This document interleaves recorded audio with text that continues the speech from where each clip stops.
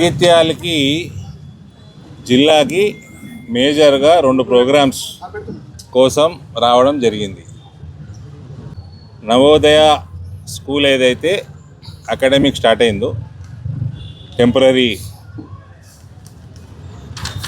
క్యాంపస్లో అక్కడ ఒక central government programme to encourage sports, particularly soccer game, ఆ ప్రోగ్రాం కోసం అక్కడికి వెళ్ళడం జరిగింది.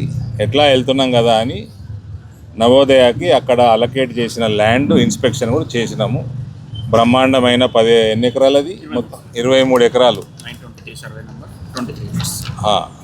మంచి షేప్లో ఉంది. దీనికి నేను రేవంత్ని కలిసిన, రిక్వెస్ట్ చేసుకున్నా. ఈ నవోదయకి, నిజామాబాద్ జిల్లా నవోదయకి మన పార్లమెంట్లో 2 తెచ్చుకున్నాం అప్పుడు మనం లాస్ట్ ఇయర్. చేస్తే ఇక్కడ అయింది, అక్కడ నిజామాబాద్లో కూడా అలొకేషన్ అయింది. అది పోయి కాంగ్రెస్ సీఎం తోటి బీజేపీ ఎంపీపై మాట్లాడుకున్నాడు.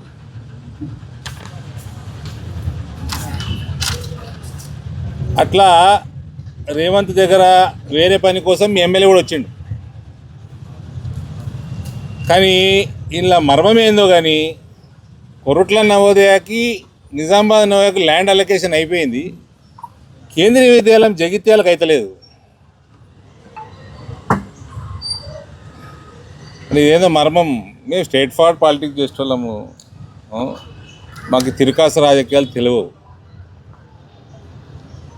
2024 డిసెంబర్లో ఉందా పేపరు? మళ్ళా ఈ ఎమ్మెల్యే తిరకాసు రాజకీయాలు ఎట్లుంటాయో కూడా చెప్తా మీకు.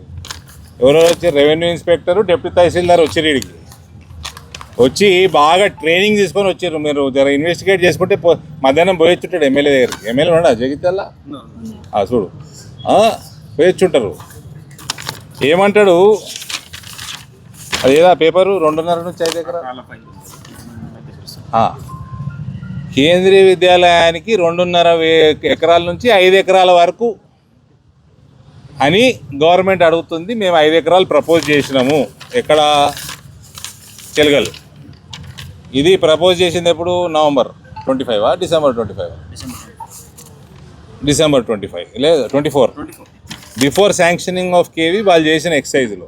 అప్పట్లో కూడా నేను మాట్లాడిన అనేక మార్లు. తెస్తున్నా, వస్తాయి, నవోదయ వస్తుంది, కేంద్రీయ విద్యాలయం జగిత్యాల వస్తుంది, నవోదయం అమ్మమ్మ ఊరికి వస్తుంది అని చేసిన. ఈయన ట్రైనింగ్ ఎట్లుంటుందంటే, డాక్టర్ చదువుకున్నాడు, డాక్టరే చేయాలి. మాకు విద్య నేర్పిస్తానికి ప్రయత్నం చేయొద్దు. మనకి హిల్లీ టెరెన్ ఉంటే 2.5 నుంచి 5 ఎకరాలు సరిపోతుంది కేంద్రీయ విద్యాలయానికి. లేకపోతే 10 ఎకరాలు ఉండాలి. 10 ఎకరాల దాకా తీసుకోవచ్చు. ఇచ్చే కాపీ పంపించేసి ఆడొచ్చి సార్ 2.5 to 5 సరిపోతుంది సార్ అని చూపిస్తారు ఆర్డర్. వాళ్ళందరి ముందర మనం మొత్తం చదవం కదా. నాకు ఎంక్వైరీ చేయమని చెప్తే అది హిల్లీ టెరెన్ ఉంటుంది. ఉత్తరాఖండ్ పోతేనో,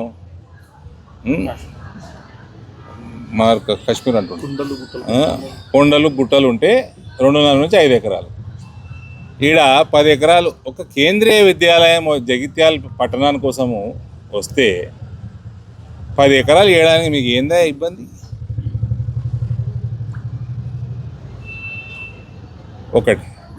రెండోది, సరే 5 ఎకరాలే ప్రపోజ్ చేసిండు డిసెంబర్ 24లో. ఇవాళ మనం మార్చి 26లో ఉన్నాం.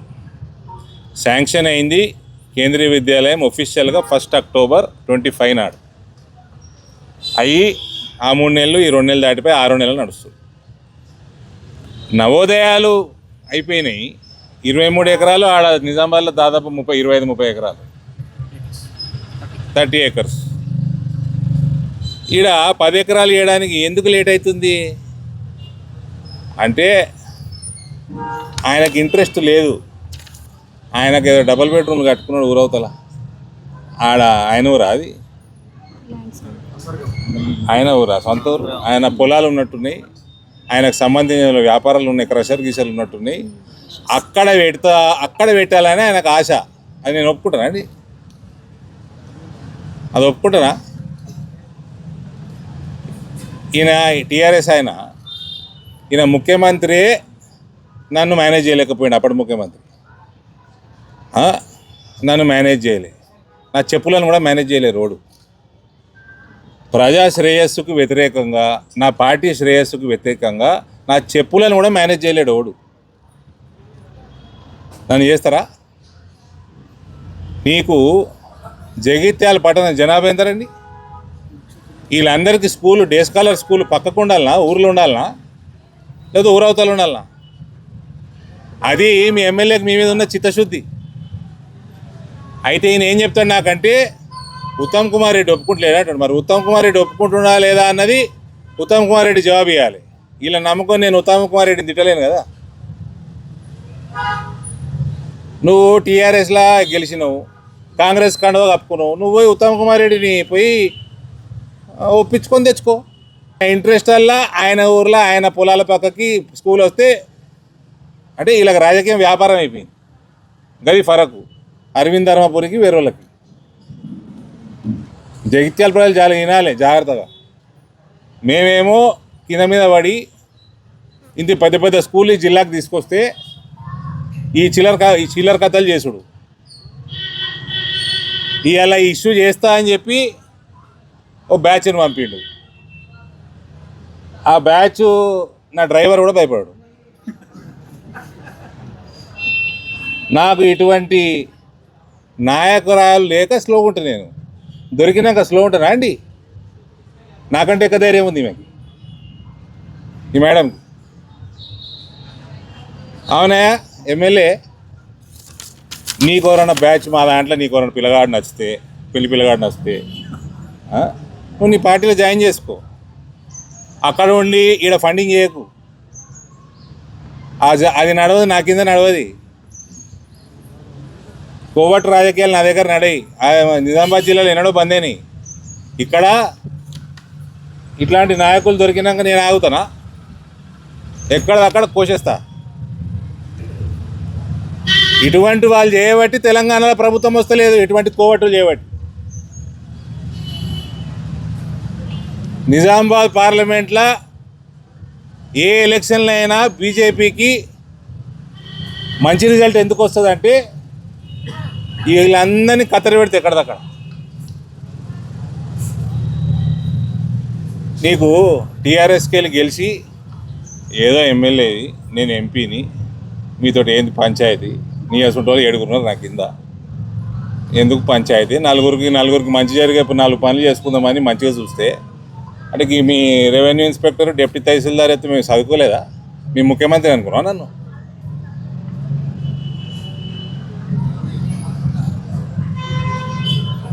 నీకు ఈ మేడం చూసి నేర్చుకోవా. నేను ఆ మేడంని రమ్మన్నా జాయిన్ కామన్నా. నేను చెప్పినాక నన్ను కూడా సతాయించింది మా చెల్లె. సతాయించి 3-4 నెలలు ఆలోచన చేసి, 6 నెలలు ఆలోచన చేసి, ఏ రోజైతే నిర్ణయం చేసుకుందో భారతీయ జనతా పార్టీ కండువా కప్పుకోవాలన్నప్పుడు రాజీనామా చేసింది. 2 సంవత్సరాల పైన ఉండేనా మీకు టెన్యూర్? 2 సంవత్సరాల టెన్యూర్ ఉండగా రాజీనామా చేసి వచ్చింది. నీకు కాంగ్రెస్లోకి ఉంటే రాజీనామా చేసిపోనుంటి. మహిళను చూసుకొని నేర్చుకోయా. ఆయన ఫోన్లే పాపం ఏదో ఒకటి జగిత్యాలకి బాగా జరుగుతుంది ఎందుకు పేచీలు అనుకుంటే, ఈ కోవట రాజకీయాలు ఇవన్నీ ఎవరికి చూపిస్తున్నారు? ఆయన నేను పుట్టిందే గ్రూపులలో, పుట్టిన కాడికెళ్ళి చూస్తాను నేను గ్రూపులు.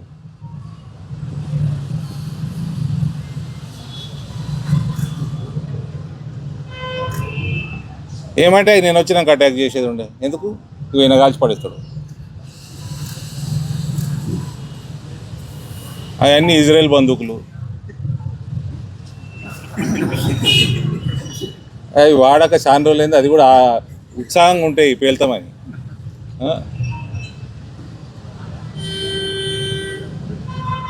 మా నిజామాబాద్ వాళ్ళు వచ్చారు, వచ్చి వీడియో చూసారు, మీ ఇంటి మీద అటాక్ చేసింది. ఇదేందన్నా పిల్లగాళ్ళ ఆటలు ఎక్కుందని. ఎన్ని చూసాంరా నాయన. నేను జాయిన్ అయినప్పుడు నేను ఒక్కడిని, నా దగ్గర కార్యకర్తలు వస్తే ఏడ్చేటోళ్ళు ఉంటుండే.